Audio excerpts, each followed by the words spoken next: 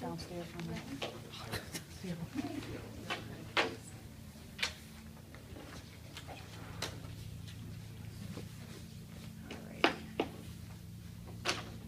So, can you tell us a little bit about yourself today? Yeah, my name's Melissa Feltz. I was born in Green Bay, but I've lived most of my life here in Madison. I did a couple years in school up in the Partyville area, but then I went to school here in Madison, graduated from La Follette. My first job was at Cousins, but I realized real quick I don't like working in food service, so I moved on to Target. I worked there for 9 years. 3 of those years I did in human resources. I currently work in the jail as a jail clerk down at Dane County. I had about a semester at UW-Stevens Point. Until then, I decided I didn't like it there and moved back here to Madison. Wasn't sure what I wanted to do for a while, and I decided I wanted to get into criminal justice, so I started going back to school here at Madison College. I have a daughter who is 6 years old. She is in first grade now. We enjoy going to the parks. She really loves dancing. I used to dance a lot, doing ballet, jazz, tap, and she's starting to do all those things now too, and she really enjoys it.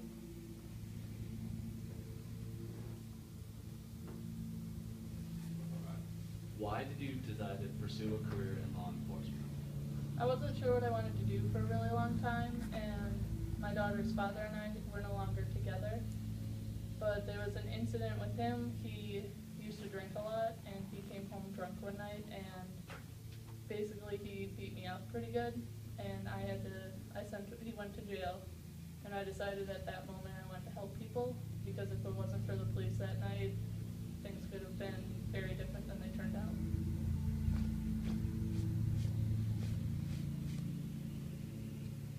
Tell us about your strengths.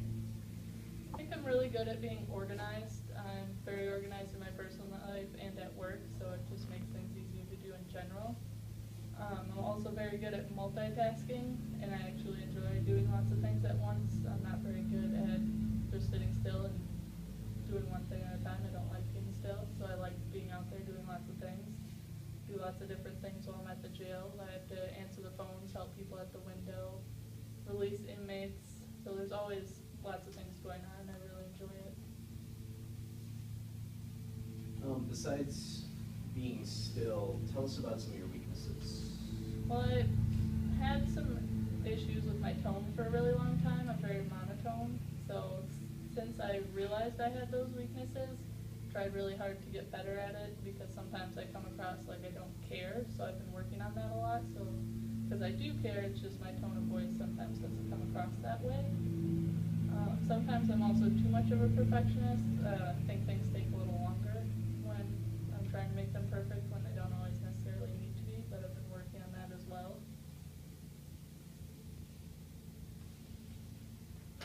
Tell us about a skill that you acquired at your last job and how you can apply it as a job, as a police officer.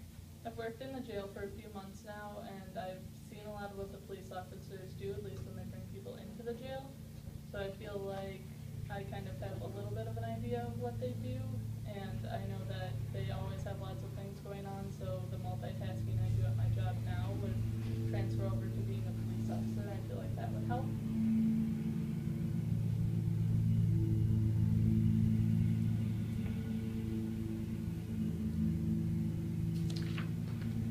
Can you tell us about a time when you failed, Melissa?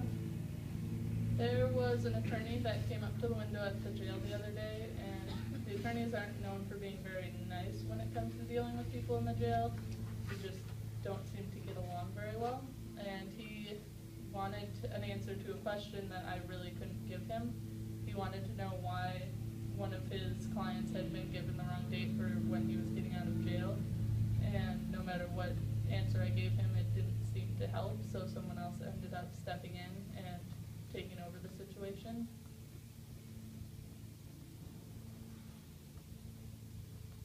Like a supervisor? It was just someone who'd been there longer than me, because I've only been there for a few months.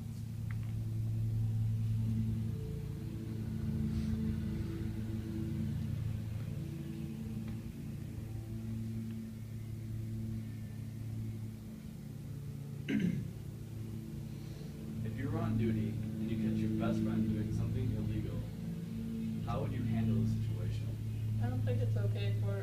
police officers especially to be doing anything illegal, so I would probably go to them first and see if maybe it was just a mistake on their part, but ultimately go to the supervisor and tell them what happened, because I don't think it's okay for anybody to be doing things that are illegal, especially when you're in a position of power and you're a role model for other people. What if it wasn't a police officer, it was your best friend from back in high school? Oh, or like college? someone on the street? Yeah. Well, I would do exactly what I do with anyone else. They shouldn't be treated any differently just because I know who they are.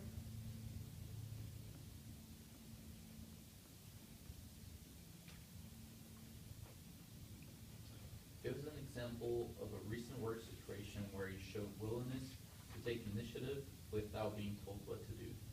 When I was training for my job as a jail clerk, I obviously learned lots of new things, but there was a lot of downtime, and we were sitting around a lot, and I told them I wanted to learn more. I wanted to know what I could do to fill up that downtime, so they taught me more things that I wouldn't necessarily have been learning yet or learning at all.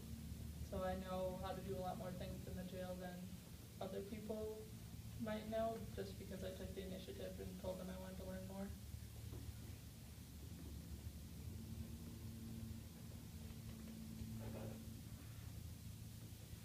Melissa, tell us about a situation where you had to take control, showing assertiveness and leadership in an effort to make the right kinds of things happen. There's a lot of times when we have to release inmates and they send 10 or more inmates in at a time, so it can get a little bit hectic in there. So I try and get them in order by lining them up on the wall, make sure they all stay on the wall, and I only help one of them at a time, otherwise it can get kind of chaotic. So then I'll help one of them at a time. I'll tell them that they need to listen and be quiet so we can get things going smoothly, because it's very hard to hear because we have to talk to them through class as well. And I just try and keep them in order the best I can and stay assertive with them.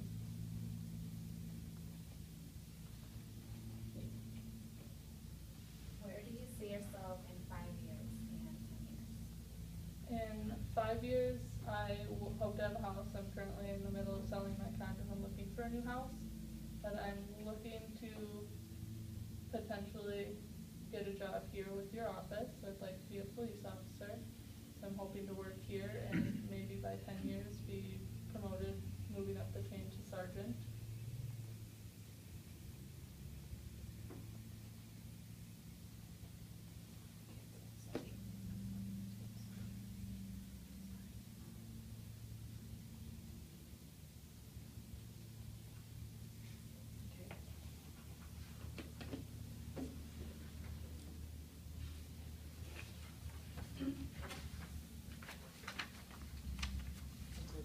Okay. Thank you. Thank you very much. Thank you. I'm just waiting on somebody else to say it. I guess I don't think